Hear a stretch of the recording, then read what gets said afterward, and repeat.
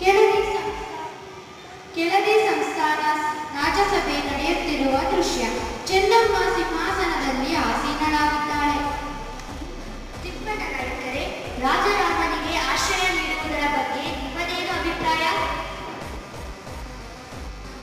ಅಮ್ಮ, ನೆನಪು ಮಾಡಿಕೊಳ್ಳಿ, ಶಿವಾಜಿ ಮಹಾರಾಜರು ನಮ್ಮ ರಾಜ್ಯದ ವ್ಯಾಪಾರಿಗಳ ಕೇಂದ್ರಗಳಾದ ಕುಂದಾಪುರ, ಗೋಕರ್ಣಗಳ ಮೇಲೆ ದಾಳಿ ಮಾಡಿದ್ದರು. ಅಲ್ಲಿ ನಮಗೆ ಸೇರಬೇಕಾಗಿದ್ದ ತೆರಿಗೆ ಹಣವನ್ನು ಕಿತ್ತುಕೊಂಡು ಹೋಗಿದ್ದರು.